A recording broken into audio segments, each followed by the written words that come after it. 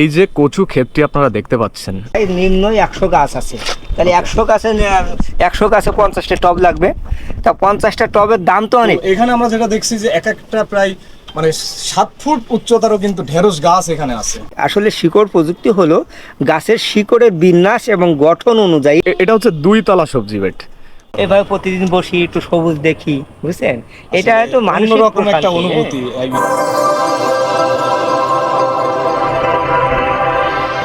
আসসালামু আলাইকুম, আশা করি সবাই ভালো আছেন। গ্রিন ওয়েভের নতুন একটা এপিসোডে আপনাদেরকে স্বাগতম জানাচ্ছি। আসলে বাংলাদেশে কিন্তু রিসেন্ট আমরা দেখতেছি যে একটা বিষয় সাড়া জাগিয়েছে, ছাদ বাগানে শিকড় প্রযুক্তি বা শিকড় পদ্ধতিতে কিভাবে চাষ করা যায়। আমার সাথে দাঁড়িয়ে আছেন আমার শ্রদ্ধেয় বড় ভাই ইবাদ আলী ভাই, এবং কিছুদিন আগে কিন্তু শাইখ সিরাজ স্যার এই যে ছাদে এখানে এসেই কিন্তু একটা ভিডিও করে গেছেন। তো এখানে আমরা যেটা দেখতে পাচ্ছি যে কিভাবে অল্প মাটিতে অল্প কষ্টে ভালো ফলন আনা যায়, এইটা কিন্তু দীর্ঘদিন রিসার্চ করে তিনি হাতে কলমে দেখিয়ে দিয়েছেন। তো আমরা আজকে ভাইয়াকে সাথে নিয়ে তার ছাদ বাগানটা ঘুরে দেখব এবং তার কিছু মূল্যবান কথা আমরা শুনবো। তো অবশ্যই পুরো ভিডিওটা আপনারা যদি দেখেন, আমি আপনাদেরকে কথা দিচ্ছি ইনশাল্লাহ আপনারা ছাদ বাগানে আরো ভালো রেজাল্ট করতে পারবেন এবং আপনাদের খরচও কমে যাবে। তো চলুন পুরো ছাদটা আমরা ঘুরে দেখি। Let's go.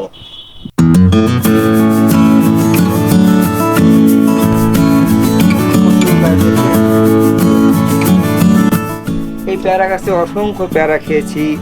হ্যাঁ, তারপরে এখন এই যে পটাশের অভাব হয়েছে, এটা কিন্তু পটাশ দিলেই ঠিক হয়ে যাবে। একটা কথা দর্শক দেখতে পাচ্ছেন, এটা হচ্ছে পটাশিয়ামের অভাব হলে অনেকে বোঝেন না। তো পটাশিয়ামের অভাব হলে পাতার আসলে এই যে এই ধরনের পুড়ে যায়, এটা কিনারা পুড়ে যায়। এই পাতা যদি কখনো এভাবে পুড়ে যায় তাহলে ভাববেন যে পটাশিয়ামের অভাব। তো দর্শকবৃন্দ, এই যে কচু ক্ষেতটি আপনারা দেখতে পাচ্ছেন, আমি যদি ক্যামেরাটা এভাবে ধরি তাহলে কিন্তু মনে হচ্ছে যে একটা ক্ষেতের সামনে দাঁড়িয়ে আছি, কিন্তু না, এটি হচ্ছে ছাদ বাগানে। এবং যেটি করা হয়েছে কাঠের ফ্রেম মাত্র 3 ইঞ্চি, মানে অবাক বিষয় যে এখানে মাটি আছে মাত্র 3 ইঞ্চি উচ্চতায়। তো এই যে ফ্রেমটা করা হয়েছে, এখানে যে সবজির বেড, এই সবজি বেডের উপরে দেখুন যে কচু গাছ কত সুন্দরভাবে বেড়ে উঠছে। এখানে প্রচুর পরিমাণে কচু গাছ আছে। তো এই যে পুরো বেডটা আপনাদেরকে একটু দেখাই, এবং এখানে কিন্তু পলিথিন ব্যবহার করা হয়েছে যাতে করে মাটিটা ধুয়ে নিচের দিকে না পড়ে যায়। এবং আমরা কথা বলে জানতে পারলাম এই পলিথিন দিলে নাকি পানিও ধরে রাখে। তো এই যে দেখতে পাচ্ছেন কত সুন্দর লাইন, বা এখানেও কিন্তু ক্ষেতের মতো লাইন করে করে কচু গাছ লাগানো হয়েছে। তো এই যে আমরা পুরো বেডটি আপনাদেরকে দেখাচ্ছি। তো এভাবে কিন্তু আপনারা এই পদ্ধতিতে কচুর যে চাষ ছাদে করতে পারেন। এই পরিমাণ যদি কেউ টবে লাগাইতে চায়, নিম্ন 100 গাছ আছে, তাহলে 100 গাছে 50টা টব লাগবে। তা 50টা টবের দাম তো অনেক, 50 টবের দাম কেমন, কিন্তু আমার এটা সর্বোচ্চ 1000 টাকা খরচ হচ্ছে, 1000 টাকা। আর এই কাঠ কিন্তু দীর্ঘদিন থাকবে, এটা সিজনিং করা, এবং যাদের কাছে সিজনিং করছি বলছে 20-25 বছরে কিছু হবে। হ্যাঁ, এটা এবং 3x3 পায়া। হ্যাঁ, এই পায়াগুলো দিয়া যাতে আলো বাতাস যাবে নিচেই কুড়ানো যায়, বৃষ্টির এটা কুড়াইতে যায়, প্রত্যেকটা ডোগায় সিস্টেম আছে। চিচিঙ্গা, হ্যাঁ, চিচিঙ্গা গাছ অধিকাংশ ছাদ বাগান আমরা লক্ষ্য করি যে চিচিঙ্গা ওই যে মাছি পোকার আক্রমণে নষ্ট হয়ে যায়, বড় হয় না, এর আগেই নষ্ট হয়ে যায়। তো আমরা জানবো যে তার প্রায় নাকি এই যে মাচাটা দেখতে পাচ্ছেন 1 থেকে 150 চিচিঙ্গা নাকি তার সুস্থভাবে, হ্যাঁ, 25 কেজি অলরেডি 25 কেজি তোলা হয়েছে। আসলে এটা একটা সিস্টেম আছে যে শিকড় প্রযুক্তি অনুযায়ী, সেটা হচ্ছে আমি পাশে বাড়িয়ে দিচ্ছি। এটা মাত্র 3 ইঞ্চি মাটি, মাত্র 3 ইঞ্চি মাটি। দেখেন এটা গভীরতা 3 ইঞ্চি মাটি, কিন্তু পুরো 18 বর্গ ফুট জায়গা ধরে 3টা গাছ, 1টা 2টা 3টা, এই 3টা গাছ এরা সবসময় খাবার গ্রহণ করতে পারে। আর হচ্ছে যে মাছি পোকার যেটা কথা বললেন, ওটা ভার্টিমেক সহ ইমিডাক্লোরোফিড গ্রুপের কিছু স্প্রে করলে হয়ে যায়, মাকড়নাশক করলে সেগুলো সুন্দর হয়। কয়েকদিন পরে কিন্তু শুনে একেবারেই পুরোটা ভরে যাবে। ওই দেখুন, ওই যে এই একটা এই যে বড় হয়ে যাচ্ছে 5-6 দিনের। আমরা লক্ষ্য করছি আপনি কিছু এই যে কোকো ডাস্ট, জি জি, কোকো ডাস্ট, এটা ফাইবার, এগুলো দেওয়ার কি কারণ? এটা কি মালচিং মধ্যে আছে? জি জি, এগুলো মালচিং, যখন প্রখর রোদ পড়ে তখন এটা মালচিং হিসেবে খুব ভালো কাজ করে। হ্যাঁ, আর মালচিং আর রোদের ছাড়া আর সমস্যা হয় না। এবং আরেকটা কাজ দেখেন, অনেকে 6 ইঞ্চি মাটি দিয়েও কিন্তু শুকায় যায়। দেখেন এত মাটি দিলেও শুকায় যায়, কিন্তু আমার মাত্র 3 ইঞ্চি মাটি শুকায় না। এর কারণ হচ্ছে এটা হচ্ছে পলিথিন দিয়েছি। দেখুন, জি জি, এই পলিথিন দিলে যে পরিমাণ পানি এখানে দেওয়া হয় গরমের সময়, তার প্রায় 95% পানি গাছ ব্যবহার করে, আর 5% পানি শুধুমাত্র নিচে ছিদ্র করা আছে, অতিরিক্ত হলে পড়ে যায়। বুঝতে পারছেন? কিন্তু যখন আপনি অন্যান্য জিনিস ব্যবহার করবেন, অধিকাংশ পানি কিন্তু চলে যায়, লিজিং হয়, তখন আর এটা ব্যবহার করতে পারে না। এই জন্য পলিথিন দিলে অনেক চমৎকার হয় ফলনটা, এবং বিশেষ করে শুকায় না। আমার এখানে কিন্তু শুকায় কম। ভাইজান আমরা দেখতে পাচ্ছি যে মরিচ গাছ ভিতরে আর বাইরে এভাবে আর কি ঢেকে রাখা, এর কারণ আচ্ছা, আমি একটা পরীক্ষা করতে চেয়েছিলাম যে আসলে মানুষ সবাই জানে পোকা মাকড় পরাগায়নের জন্য দরকার হয়। হ্যাঁ, আমি সেটা পরীক্ষা করছি আসলে পোকামাকড়ের পরাগায়ন ছাড়া ফল ফুল হয় কিনা। সেটা সাকসেস, একেবারে পরাগায়ন ছাড়া ফল ফুল হয়, এবং বিশেষ করে পোকামাকড়ের আক্রমণ 80% কমে যায়। শুধুমাত্র মাকড় লাগে, তাও মরিচের ক্ষেত্রে অন্যান্য দেখেন। আপনারা আসুন, দেখুন দেখুন, এই যে এই দেখেন মরিচ কিন্তু হয়েছে, এই দেখুন প্রচুর মরিচ হয়েছে, কিন্তু এখানে পোকা তো যেতে পারেনি, তাও কিন্তু পরাগায়ন হয়েছে। পরাগায়ন হয়েছে বাতাসের মাধ্যমে। এই গাছটাও কিন্তু এই আমি 7-8টা তোলা হয়ে গেছে, এটা 1.5 7-8টা তোলা হয়ে গেছে, সেটাও কিন্তু পোকা যেতে পারেনি। তাহলে পরাগায়নটা 1.5 এবং মরিচের কিন্তু বাতাসের মাধ্যমে হচ্ছে। ওকে, তাহলে এটা কিন্তু ফাইনাল। তাহলে যখন আমরা বড় এরকম অল্প দামে নেট করে ফেলাইতে পারি, তাহলে আমি মাছি পোকা লাগতেছে না, তাহলে কীটনাশক আর কিন্তু লাগবে না। কীটনাশক ব্যবহার 80% কমে যাবে। এ কারণেই দেখছি শুধুমাত্র মরিচে মাকড় লাগে, তা মাকড়ে স্প্রে করলে চলে যায়, সমস্যা হয় না। কিন্তু আমি প্রায় এটা সাকসেস বলা যায়, এই জন্য আমি এটা আমরা অধিকাংশ ছাদ বাগানে যে দেখি, এই ছাদ বাগানের এইগুলো পাতা কুকড়িয়ে যায়, বাট এর ভিতরে অনেক সুস্থ সবল গাছ দেখতে পাচ্ছি। হ্যাঁ, এছাড়া আমার মনে হচ্ছে অতিরিক্ত যে রোদের হিট, হ্যাঁ গাছ রক্ষা পাবে। আমরা এই মুহূর্তে আরেকটি সবজি বেডের সামনে আসি। এই বেডটিও ওরকম 4 ইঞ্চি। জি জি। সো এখানে আমরা যেটা দেখছি যে এক একটা প্রায় মানে 7 ফুট উচ্চতারও কিন্তু ঢেঁড়স গাছ এখানে আছে। জি, মাত্র 3 ইঞ্চি মাটি, 3 ইঞ্চি। তো আসলে হতবাক হয়ে যাচ্ছি যে কি পরিমাণে মাটি আমরা ছাদে তুলি কষ্ট করে, তারপরে ভালো রেজাল্ট পাই না, আর এখানে অল্প মাটিতে দেখুন। হ্যাঁ, এগুলো অনেক সুন্দর হয়েছে, এবং দেশি প্রজাতির গুলো হয়, এবং ঢেঁড়সের অনেক ফলনও পেয়েছে। আমার প্রতিদিন প্রায় 1/2 কেজি করে তোলা থাকে। আচ্ছা, আমরা এই মুহূর্তে ছাদের ঠিক মাঝখান বলা যায়, এখানে আমরা দেখতে পাচ্ছি যে সবজি বেড করা আছে এবং একটি লাউয়ের মাচা। কত সুন্দর আইডিয়া দেখেন। এখানেও এই যে আমার হাতের 1 বিঘের মতন, তবে মাটি আছে 6 ইঞ্চি। মাটি 3 ইঞ্চি। 3 ইঞ্চি মাটিতে এই যে প্রায় অনেক দূর পর্যন্ত এখানে মাচা করা হয়েছে, এবং দেখতে পাচ্ছেন যে এই মাটিতে কিন্তু আবার সাথী ফসল হিসেবে পুঁই শাক দেওয়া হয়েছে, এবং লাউয়ের এই যে গাছগুলো এই মাচার উপর দিয়ে চলে গেছে। আমরা যতদূর যাব, এই ধরনের অসংখ্য সবজি বেড এখানে করা, এবং মাটি অল্প মাটিতে কিভাবে চাষ করা যায়। এই যে আমরা এখন আছি একটা করলার গাছের সামনে, এবং দেখতে পাচ্ছেন কত সুন্দরভাবে করলা ধরে আছে। তো এখানে তিনি লাগিয়েছেন করলা গাছ, আর এই বেডটি দেখেন কত সুন্দর।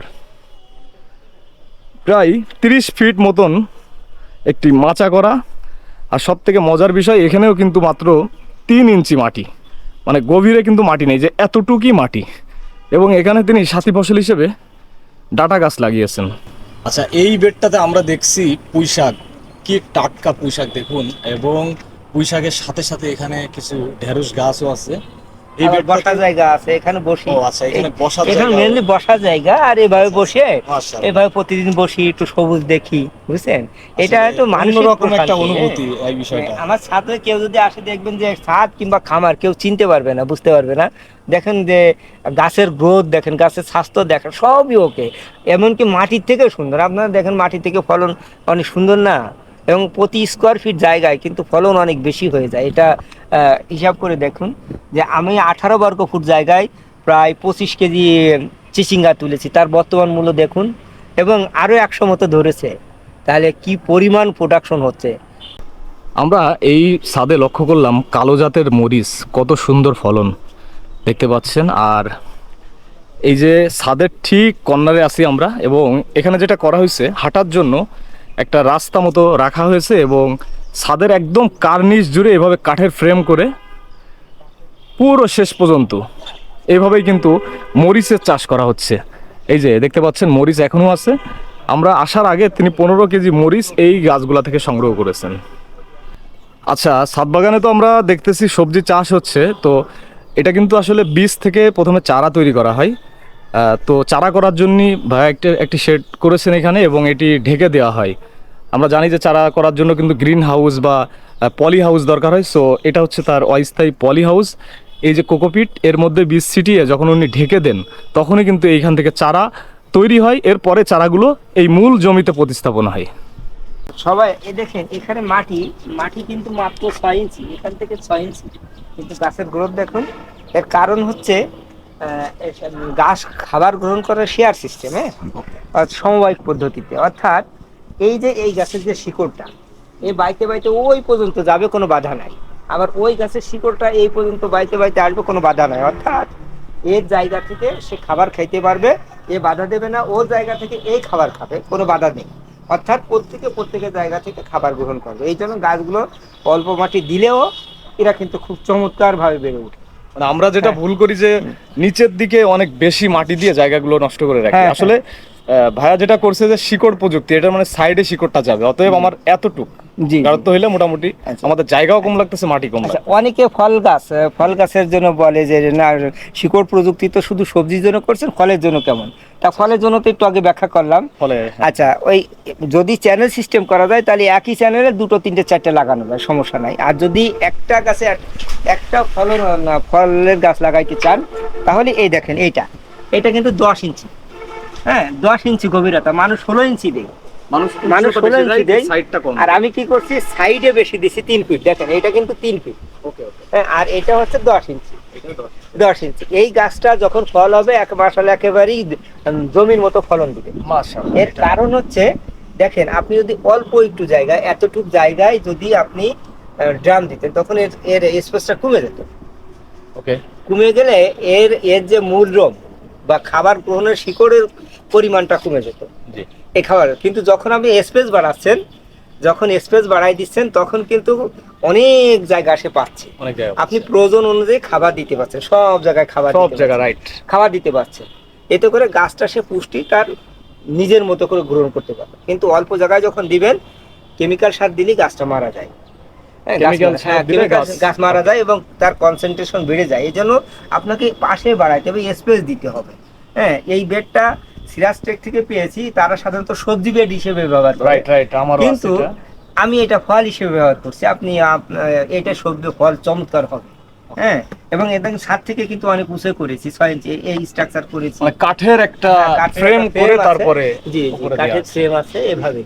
এবং এই যে এই বেডগুলো, একটা বেডের আয়তন কিন্তু 18 বর্গ ফুট, 3 ফিট। এটা কিন্তু 4 ইঞ্চি। ওকে। এটা তো 4 ইঞ্চি, আর এটা হচ্ছে 11 ইঞ্চি উপরে, খাটের উপরে। বৃষ্টি হয়েছে তো, বৃষ্টির জন্য তো পানি থাকবেই। তা এটা কিন্তু মুখী কচু, কি সুন্দর কচু হ্যাঁ। হয়ে রয়েছে, দেখছো বেডে। এটা বেডে, এটা বেডে কচু ধরছে এভাবে কাঠের। যদি কেউ ড্রামে বা টবে এতগুলো কচু গাছ লাগাইতে চায়, নিম্ন 5,000 টাকার ড্রাম লাগবে, বুঝতে পারছেন? আমরা ছাদের দক্ষিণ পাশের দিকে একটু যেয়ে দেখি কি অবস্থা। তো এখানেও আসলে মানে পুরো ছাদ জুড়েই কিন্তু সে সবজি চাষ করে, এবং এখানেও কিছু আমরা বেড দেখতে পাচ্ছি। তো উনি এখানে যেটা করছে যে নারকেলের যে খোসা আছে, যে সোবড়া, এইগুলারে এখানে দিয়ে রাখছে, তাহলে মাটি কিন্তু গরম হবে না, হিট থেকে বাঁচবে, সবজি ভালো হবে। তো প্রত্যেকটা জায়গায় কিন্তু তার যে গাছের গ্রোথ, এই যে এটি একটি ধুন্দল গাছ, এ পাশেও কিন্তু আমরা একটি কচুর ক্ষেত দেখতে পাচ্ছি। এখানেও কিন্তু তিনি যেটা করছেন, মাত্র অল্প মাটি, দেখুন মাত্র 3 ইঞ্চি। এই বিষয়টাই কিন্তু এই ছাদ বাগানের বৈশিষ্ট্য, যে অল্প মাটিতে কিভাবে চাষ করবেন। তো আমরা এই পাশের দিকে যেয়ে দেখি। আচ্ছা, এখানে আমরা দেখতে পাচ্ছি ঢেঁড়স বাগান, একটি ঢেঁড়স ক্ষেত বলা যায়। অনেক উঁচু উঁচু কিছু গাছ আছে। এই ঢেঁড়স ক্ষেতটাও কিন্তু এভাবেই সুন্দর করে কাঠের ফ্রেম দিয়ে আর কি তৈরি করা হয়েছে। আর ফলন যদি দেখাই, ফলনও মাশাআল্লাহ খুব ভালো, এবং ছাদের প্রত্যেকটি জায়গা সে কাজে লাগিয়েছে। অনেকে আমাকে প্রশ্ন করে শিকড় প্রযুক্তিটা কি। আসলে শিকড় প্রযুক্তি হলো গাছের শিকড়ের বিন্যাস এবং গঠন অনুযায়ী মাটি, পানি এবং খাবারের পরিমিত ব্যবহারের নামই হচ্ছে শিকড় প্রযুক্তি। অর্থাৎ শিকড় কোনো গাছের শিকড় গভীরে যায়, কোনো গাছের শিকড় অধিকাংশ পাশে যায়। তাহলে যা পাশে গেলে সে যে গাছের শিকড় মাত্র 2-3 ইঞ্চি গভীরে যায়, সে সমস্ত গাছেরকে তো 16 ইঞ্চি ড্রামে দেওয়া ঠিক হবে না, দিতে হবে পাশে। তাহলে যখন পাশে দেবেন, যেমন লাউ, এই দেখুন লাউ, ঝিঙ্গা, কুমড়া, করলা, চিচিঙ্গা সকল লতানো জাতীয় গাছের শিকড় মাত্র মাটির 1 থেকে 2 ইঞ্চি গভীর থেকে খাবার গ্রহণ করে এবং অনেক দূর পর্যন্ত যায়। এ কারণে এদেরকে 16 ইঞ্চির ড্রামে না দিয়ে একই পরিমাণ মাটি আপনি পাশে অনেক দূর পর্যন্ত ছড়িয়ে দিন, তাহলে খাবারটা সে সহজে গ্রহণ করতে পারবে। এবং ওই মাটিতে পরিমিত সার, পরিমিত সব কিছু দিয়ে দেন, দিলে আপনাকে ফল দিবে। আপনি পরিমিত যে পরিচর্যা করবেন, গাছ আপনাকে কখনো বিমুখ করবে না। এবং এই পৃথিবীতে যত ব্যবসা আছে, সবচেয়ে লাভজনক ব্যবসা হচ্ছে কৃষি। আপনি জানেন একটা বীজের দাম, আমার এই একটা লাউ গাছের একটা বীজের দাম মাত্র 5 টাকা থেকে 7 টাকা, কিন্তু আমি যদি 15টা লাউ পাই, প্রত্যেকটা লাউয়ের দাম হচ্ছে 50 টাকা করে, তাহলে 750 টাকা। তাহলে 5 টাকা কোথায়, 750 কোথায়? পৃথিবীর কোনো ব্যবসা আছে কি? হ্যাঁ, যদি একটু এদের ভাষা বোঝেন, এরা তো আসলে হিউম্যান বিনের মতো, একেবারেই মানুষের মতো আচরণ করে, এদের ভাষা বোঝা যায়, এদের সুখ দুঃখ যদি আপনি শেয়ার করতে পারেন, তাহলে অবশ্যই আপনাকে ফল দেবে। এদের রোগ ব্যাধি হয়, সব কিছু হয়। তা এটাই হচ্ছে শিকড় প্রযুক্তি। আপনারা শিকড় প্রযুক্তির মাধ্যমে ছাদে, পানিতে, সব জায়গায় চাষ করতে পারবেন। ধন্যবাদ জানাচ্ছি সবাই।